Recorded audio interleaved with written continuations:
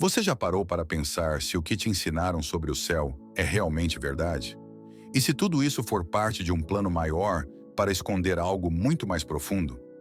Neste vídeo, vamos revelar o que as religiões não querem que você saiba sobre o céu.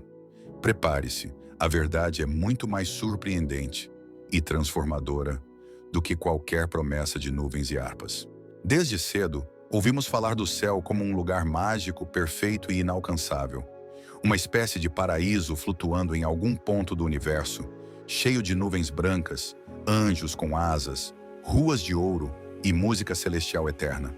Essa imagem se tornou tão popular que, com o tempo, foi aceita como verdade absoluta por bilhões de pessoas ao redor do mundo. Mas você já parou para se perguntar: de onde veio essa ideia?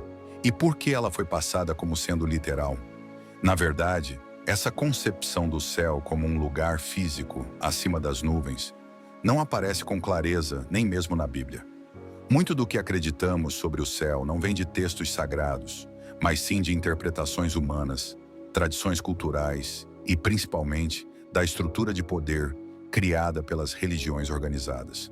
O céu virou um produto, uma promessa de recompensa, e ao lado dele, o inferno foi forjado como ameaça. No cristianismo medieval, por exemplo, o céu era o prêmio para quem se submetesse à doutrina da igreja. Obedecer cegamente, pagar indulgências, seguir os dogmas e jamais questionar, era assim que você garantia seu lugar no paraíso. Essa visão ganhou força durante a Idade Média, quando as massas eram analfabetas e dependiam exclusivamente da palavra dos sacerdotes. O céu foi transformado em moeda espiritual, e a igreja passou a ser a única instituição com autoridade para concedê-lo ou negá-lo. Mas vamos voltar à base disso tudo. Na linguagem dos textos antigos, céu muitas vezes era apenas um símbolo para o sagrado, o elevado, o invisível. No hebraico bíblico, a palavra shamayim não significa paraíso celestial, mas sim os céus, o espaço acima, o firmamento, a vastidão que representa o mistério divino. Já no grego, o termo ouranos tem o mesmo efeito simbólico. Ele aponta para o alto não como local, mas como direção espiritual. Só que, com o tempo, essa metáfora foi literalizada. O que era símbolo de transcendência virou lugar geográfico. O que era ensinamento interior se tornou propaganda religiosa. E o mais grave, o céu deixou de ser acessível no presente e passou a ser uma promessa futura, sempre adiada. Mas só se você obedecer tudo o que te mandarem agora. Essa construção criou uma prisão invisível, um ciclo de culpa e esperança. Primeiro dizem que você nasceu pecador, imperfeito. Depois dizem que você precisa sofrer e se sacrificar nessa vida. E por fim, prometem que, se for bom, um dia você será recompensado num lugar onde tudo é perfeito. Percebe a armadilha? Você vive em espera, esperando o céu, suportando a dor, se anulando no presente. Mas quem decide o que é ser bom? Quem define o que te leva ou não para esse tal céu? A resposta é sempre a mesma: a autoridade religiosa da vez. Eles se colocam como intermediários entre você e o divino. Eles impõem regras, eles cobram conduta. E no final das contas, o céu passa a ser menos uma questão de consciência e mais uma ferramenta de controle. E isso não acontece apenas no cristianismo. Em várias religiões, há versões diferentes do paraíso, vales com rios de leite e mel, reinos celestiais onde os justos vivem em deleite eterno, ou esferas iluminadas onde as almas se libertam do ciclo da reencarnação. Em todos esses casos, o paraíso é usado como motivador e muitas vezes como ameaça velada. Siga isso ou não chegará lá. Mas e se tudo isso for uma distorção? E se o verdadeiro céu for algo completamente diferente do que nos ensinaram? E se a chave para acessar esse céu nunca esteve do lado de fora, em algum canto perdido do universo, mas sim dentro de você? Ao longo da história, muitos místicos e mestres espirituais tentaram alertar sobre isso. Eles diziam que o reino dos céus não é um lugar no espaço, mas um estado da alma, que não se trata de ir para o céu, mas de se tornar céu. E por isso foram perseguidos, calados, condenados como hereges, porque ousaram desafiar a estrutura de poder que mantinha as pessoas na ignorância. A verdade é que essa imagem do céu infantilizada, com harpas, tronos e recompensas, pode ser reconfortante para a mente condicionada. Mas ela é uma mentira perigosa para a alma. Ela nos faz esquecer que a verdadeira espiritualidade é vivida no presente, com consciência, com profundidade, com presença. Não é sobre esperar o céu, é sobre despertar para ele. Neste momento, talvez você perceba que algo não fecha. Que aquela velha narrativa do céu como prêmio pode ter servido para manipular, mas não para transformar. E talvez, apenas talvez, seja a hora de começar a buscar outro caminho. Um que não te prenda a promessas distantes, mas te leve de volta ao centro de si mesmo. Prepare-se, a jornada rumo ao verdadeiro céu está só começando. E se tudo o que te ensinaram sobre o céu fosse, na verdade, uma metáfora? E se aquele lugar prometido após a morte fosse apenas um símbolo antigo para algo muito mais poderoso e acessível ainda em vida? Ao contrário do que a teologia popular insiste em repetir, muitas tradições espirituais ensinam que o céu não está lá fora, nem em algum plano escondido nas estrelas. Ele está dentro de você. E o mais curioso, isso já estava nos ensinamentos de mestres como Jesus. Sim, Jesus, mas não o Jesus institucionalizado, domesticado pelas igrejas.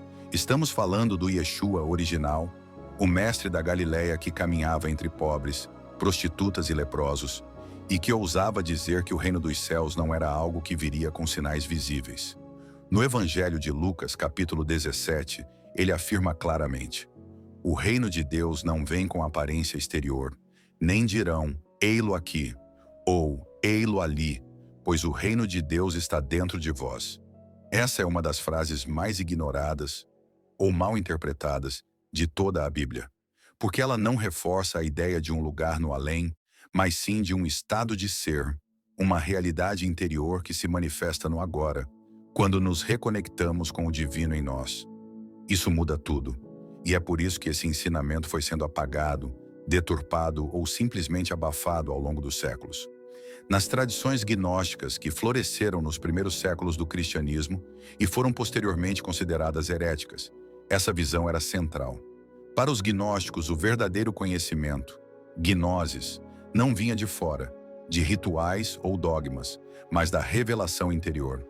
Eles ensinavam que o céu era a reconexão da alma com sua origem divina, um retorno à unidade, à consciência pura, e que esse retorno só era possível através do autoconhecimento, da meditação, da expansão da consciência. No Evangelho de Tomé, um texto gnóstico descoberto em Nag Hammadi e banido da Bíblia oficial, Jesus diz: se vos perguntarem de onde vindes, dizei-lhes, viemos da luz, de onde a luz se originou por si mesma. Mais adiante ele diz: quando fizerdes o interior como o exterior, e o exterior como o interior, então entrareis no reino. Note que ele não fala em esperar a morte, nem em seguir regras externas. Ele fala de uma transformação de dentro para fora. Outros mestres espirituais também apontaram na mesma direção.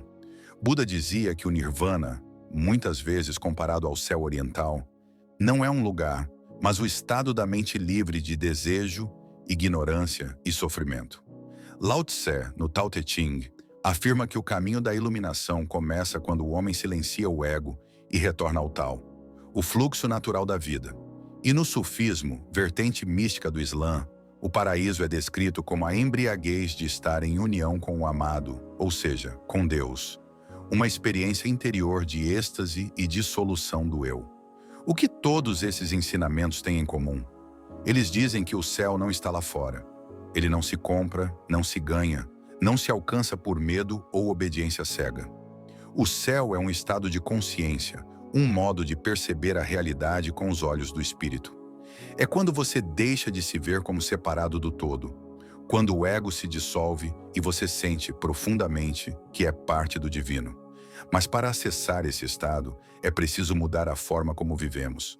O céu não pode ser experimentado por uma mente cheia de raiva, medo, culpa ou ilusão. Ele exige presença, clareza, compaixão.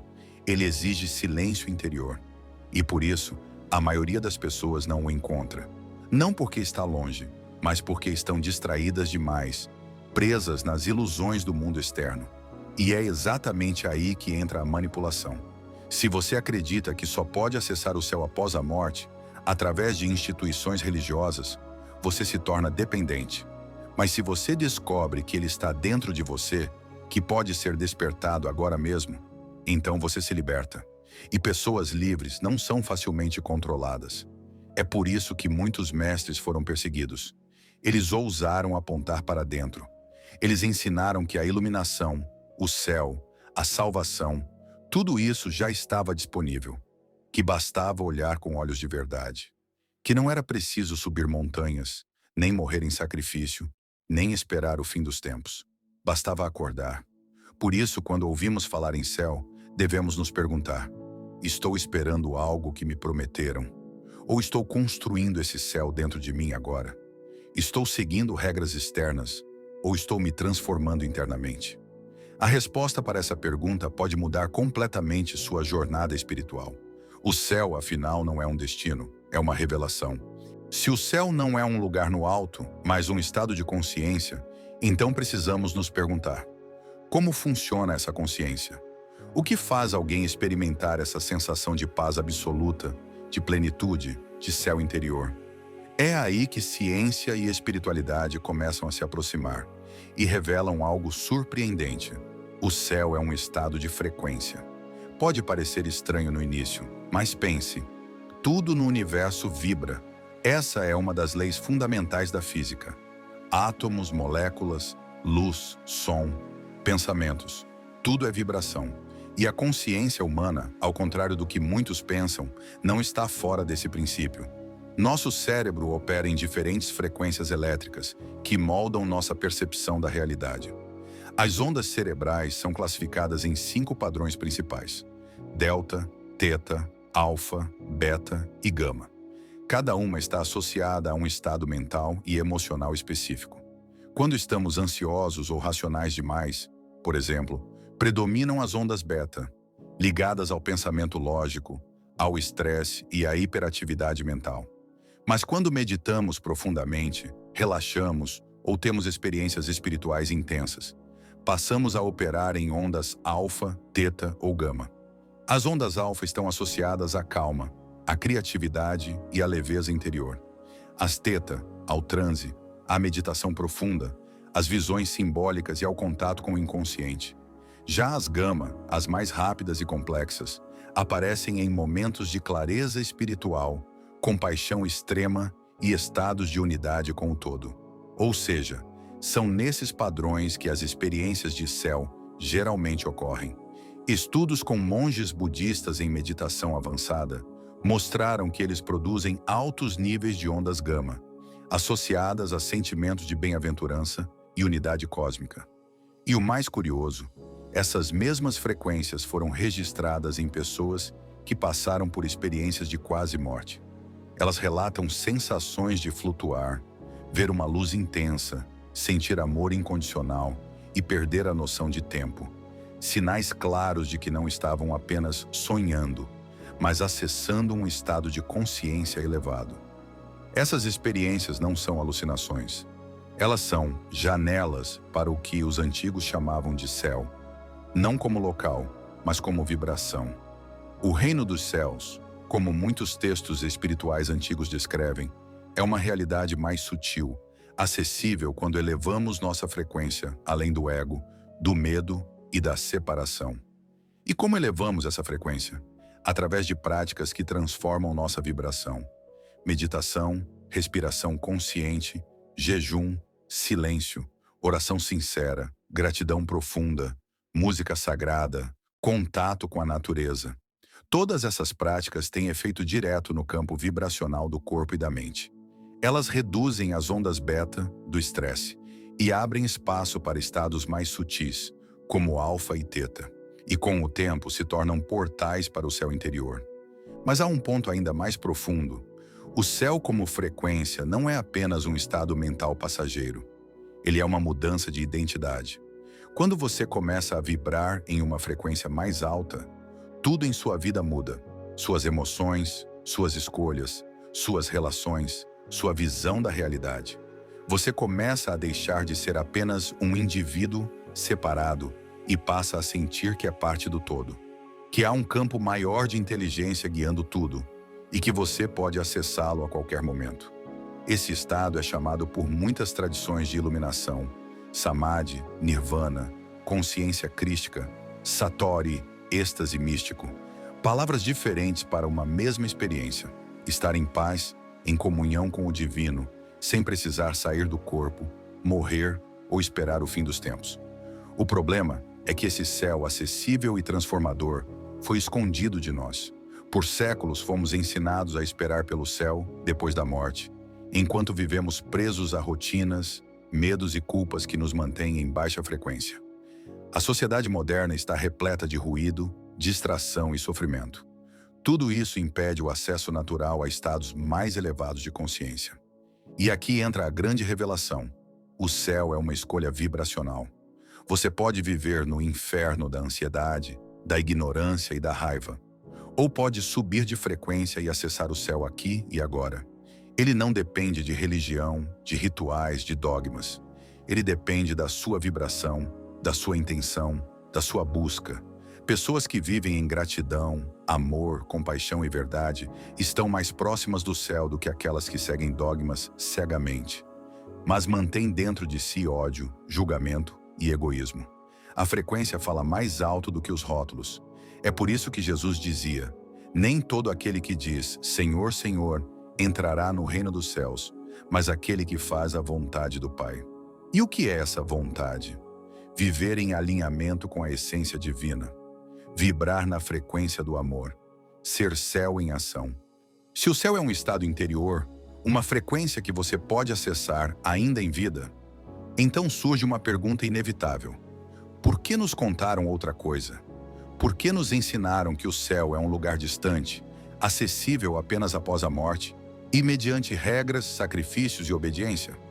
A resposta é direta e desconfortável: manipulação. Não estamos falando aqui de uma teoria conspiratória fantasiosa, mas de um padrão histórico recorrente. Quando uma verdade espiritual profunda é simplificada e distorcida ao ponto de virar ferramenta de controle, temos uma mentira funcional. E essa mentira funciona muito bem quando o objetivo é manter multidões sob domínio, medo e dependência. Desde o surgimento das grandes religiões institucionalizadas, o céu foi transformado em moeda espiritual. Algo valioso, desejado, mas inacessível, sem a intermediação dos sacerdotes, das doutrinas, dos sacramentos. O céu, que antes era um símbolo do despertar da alma, passou a ser um prêmio entregue por uma autoridade externa. E com isso, nasceu um modelo perigoso: espiritualidade condicionada à obediência. A lógica é simples. Se você seguir as regras da instituição, será salvo. Se você questionar, será punido. Se você pagar, talvez receba indulgência. Se você for leal até o fim, será recompensado no paraíso. Essa narrativa mantém o ser humano sempre em espera, esperando a aprovação, esperando a morte, esperando uma salvação que nunca se concretiza no presente. E pior, ela o convence de que, sozinho, ele não é nada, que ele precisa de intermediários, rituais, confissões, doações e aprovação divina, distribuída pela instituição. E assim o céu se torna uma ferramenta de controle. Controla-se o comportamento das pessoas pela promessa do paraíso e pela ameaça do inferno. Não por amor à verdade, mas por medo da punição. Não por busca interior, mas por culpa e vergonha. Essa manipulação não é nova. Ela está presente em todas as eras, sob diferentes nomes e roupagens. Durante a Idade Média, por exemplo, a Igreja Católica acumulou poder e riqueza usando exatamente essa estrutura. Vendia-se a salvação através das indulgências. Quem tinha dinheiro podia comprar o perdão dos pecados. Os mais pobres deviam se submeter, sofrer e obedecer, com a promessa de um céu futuro que justificaria sua miséria presente. Foi um sistema genial e cruel. A Reforma Protestante, embora tenha contestado esse modelo, manteve em muitos aspectos o mesmo tipo de controle simbólico. O céu ainda estava fora, o inferno ainda ameaçava, e o pastor ou padre ainda era o guia indispensável. Em vez de libertar, apenas mudou a linguagem. O mesmo ocorre em outras tradições. O paraíso do Islã, os reinos celestes do hinduísmo, o mundo espiritual do espiritismo, todos têm versões do céu que, quando mal interpretadas, se tornam instrumentos de obediência e medo. E quando a espiritualidade se corrompe, o poder entra. Porque um povo que acredita que sua salvação depende de um sistema é um povo fácil de governar. Se você controla a fé, você controla as emoções mais profundas das pessoas. Medo da morte, desejo de redenção, culpa, esperança. E quando esses sentimentos são manipulados, não há necessidade de armas ou tiranos. O controle já está instalado dentro da mente. Por isso, mestres que ensinaram que o céu está dentro de nós foram perseguidos. Jesus foi crucificado. Sócrates foi forçado a tomar veneno. Buda foi ignorado pelas elites hindus de sua época. Mestres sufis foram torturados. Místicos medievais foram queimados como hereges. Porque todos eles diziam a mesma coisa. Você já é divino e o reino está em você. E isso é perigoso. Porque alguém que descobre essa verdade não se submete mais a sistemas corruptos. Ele se liberta. Ele pensa, sente, age com autonomia espiritual. Ele ama por consciência, não por medo. Ele vive com propósito, não com culpa. Ele busca dentro, não fora. Esse é o motivo da mentira. Ela não foi criada apenas por ignorância. Foi alimentada, sustentada e perpetuada por interesses de poder. Por isso ela é tão resistente. Questionar o céu como local pós-morte não é só uma questão teológica. É uma ameaça a séculos de estruturas de domínio. Mas estamos em uma nova era. Uma era em que o conhecimento está mais acessível, em que cada vez mais pessoas despertam para a verdade por trás das aparências. Uma era em que não aceitamos mais promessas vazias nem ameaças veladas. Queremos experiências reais, conexão verdadeira, espiritualidade viva. E nessa nova era, reconhecer a mentira é o primeiro passo. O segundo passo? Redescobrir o céu não como destino, mas como realidade interna. Depois de tudo o que vimos, uma nova perspectiva começa a surgir. Uma visão que não depende de crenças herdadas, nem de dogmas impostos. Uma visão que revela o céu não como um destino futuro, mas como uma realidade presente, viva, acessível. O que antes parecia inalcançável, agora começa a se revelar como algo simples e profundo. O céu é despertar. Despertar do quê? Do sono da ilusão. Do condicionamento que te fez acreditar que você era pequeno, sujo, indigno. Despertar é romper com a mentira que te prende ao medo da morte, ao medo do castigo, à espera eterna de um paraíso que nunca chega. A verdade é que você não está separado do divino. Nunca esteve. A separação foi uma invenção teológica, uma ficção construída para que você aceitasse viver desconectado da sua essência. O céu, como ensinavam os antigos mestres, é a lembrança da sua verdadeira natureza. É o retorno à unidade com o todo. É quando você deixa de se identificar apenas com o corpo, com o nome, com o ego, e começa a se reconhecer como consciência viva, eterna, amorosa, sagrada. Esse é o verdadeiro céu, um estado em que você está plenamente presente, em paz consigo mesmo, em harmonia com o universo. Não porque tudo está perfeito do lado de fora, mas porque há clareza no lado de dentro. A mente cessa sua tagarelice, o coração se abre e o espírito se acende. Nesse estado, você não busca o divino, você é o divino em manifestação. Os grandes mestres da história sempre apontaram para isso, mas suas mensagens foram distorcidas, transformadas em regras externas. Jesus falava do reino dos céus como algo interno. Buda dizia que o nirvana é o fim da ilusão.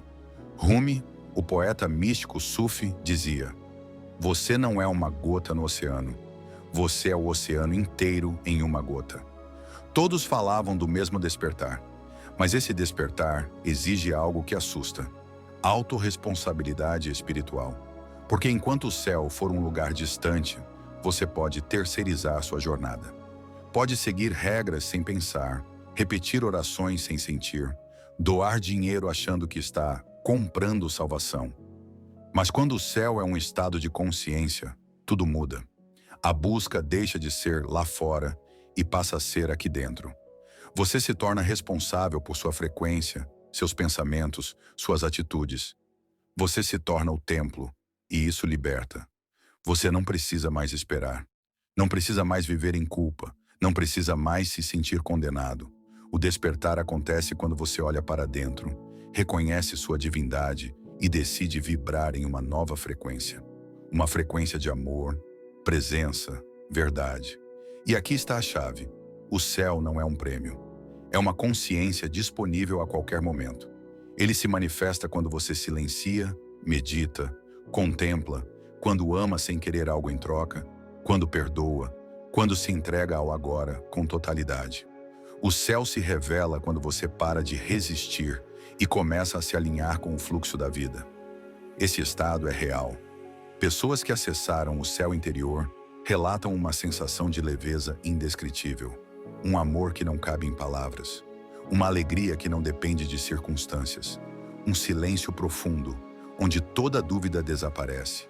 E o mais belo, esse estado não é exclusivo. Ele é natural. Ele é o seu estado original. Apenas foi esquecido. O mundo quer te manter adormecido. Quer que você continue acreditando que o céu está distante, que você não é suficiente, que precisa de aprovação externa. Mas a verdade liberta. Quando você desperta, percebe que tudo o que buscava fora já estava dentro. Que o paraíso prometido era, na verdade, um espelho da sua própria luz interior. O que acontece quando uma pessoa desperta? Ela muda tudo ao seu redor. Ela não precisa mais convencer ninguém, nem impor crenças. Ela é o céu. Onde ela está, a paz. Onde ela fala, a luz. Onde ela ama, o medo desaparece. Essa é a revolução silenciosa do espírito desperto. E é por isso que as instituições têm tanto medo dela. Um ser desperto não obedece cegamente.